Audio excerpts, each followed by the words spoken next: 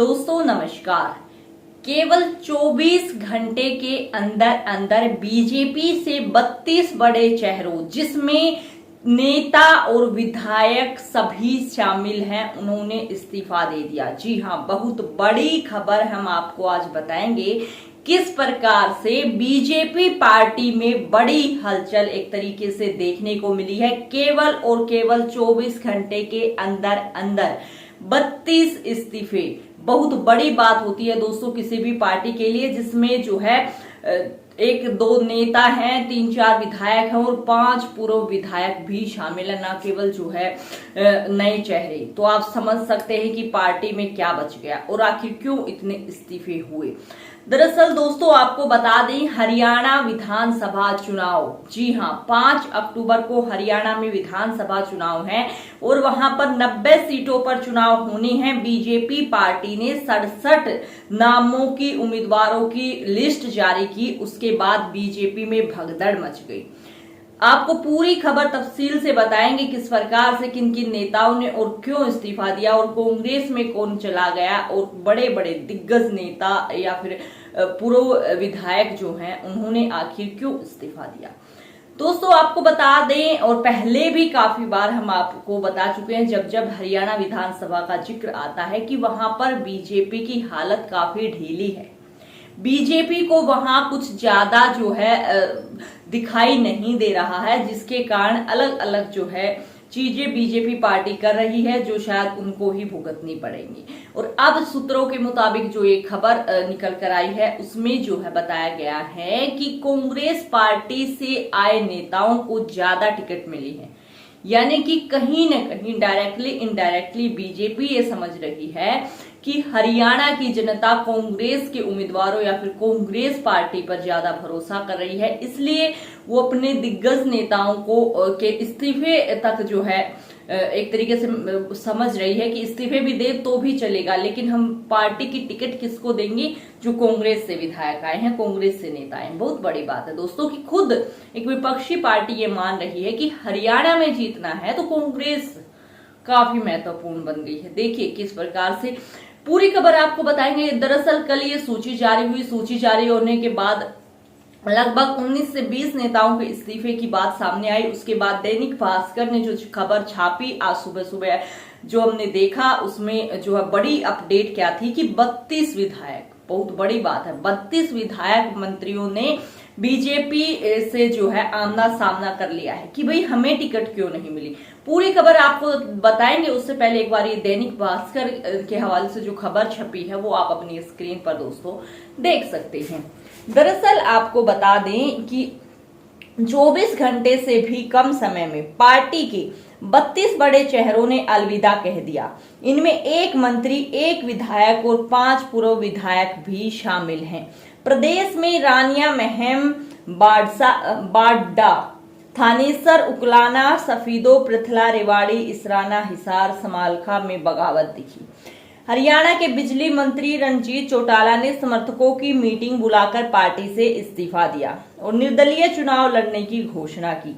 वहीं देश की चौथी सबसे अमीर महिला एवं बीजेपी सांसद नवीन जिंदल की मां सावित्री जिंदल ने भी आजाद उम्मीदवार के तौर पर चुनाव लड़ने का फैसला लिया है। जी हां, इस प्रकार के जो ये नाम सामने आए हैं, इन्होंने, ये बीजेपी के बड़े चेहरे जिन्होंने अपना मन बना लिया है कि वो निर्दलीय लड़ेंगे, क्योंकि बीजेपी पार्टी में तो उनको टिकट नहीं मिली, क्योंकि बीजेपी पार्टी की आज हरियाणा विधानसभा को लेकर ये धारणा बनी है कि वहां तो कांग्रेस खुल्लम खुल्ला आ रही है। और दोस्तों ये कहीं ना कहीं सच भी है।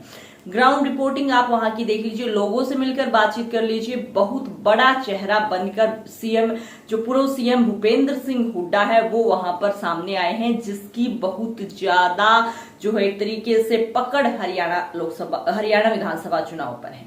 तो ऐसी स्थिति में क्या बीजेपी में बगावत बीजेपी को तोड़ेगी? बहुत बड़ा सवाल।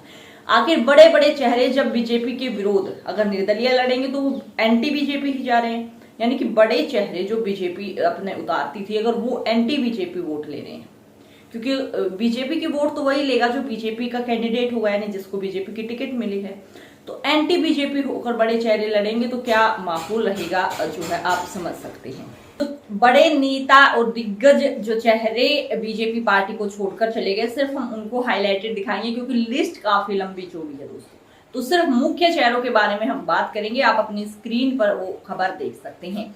दरअसल 4 नेता बागी हुए हैं। पूर्व मंत्री कविता जैन, डबावली से आदित्य चौटाला ने चेयरमैनी छोड़ी, राज्य मंत्री विशंबर वाल्मीकि और खेल मंत्री संजय सिंह, ये थे जो है नेता विधायक। उसके बाद पूर्व विधायकों को देख लीजिए, आप अपनी स्क्रीन पर देख सकते हैं कि पूर्व मंत्री करमदेव कंबोज इंद्री, पूर्व विधायक सावित्री जिंदल, पूर्व विधायक सुखविंदर मांडी, पूर्व मंत्री बच्चन सिंह आर्य, पूर्व विधायक शासी परमार। इनके अलावा हिसार की उकलाना रिजर्व सीट से जेजेपी के पूर्व विधायक अनूप दानक को टिकट देने से नाराज पार्टी के नेता शमशेर गिल और पूर्व उम्मीदवार सीमा गैबीपुर ने पार्टी छोड़ दी है। हिसार में कमल गुप्ता को टिकट मिलने पर पहले ही बगावत की घोषणा जो है भाजपा जिला उपाध्यक्ष तरुण ने कर दी थी, यानी कि पूरे तरीके से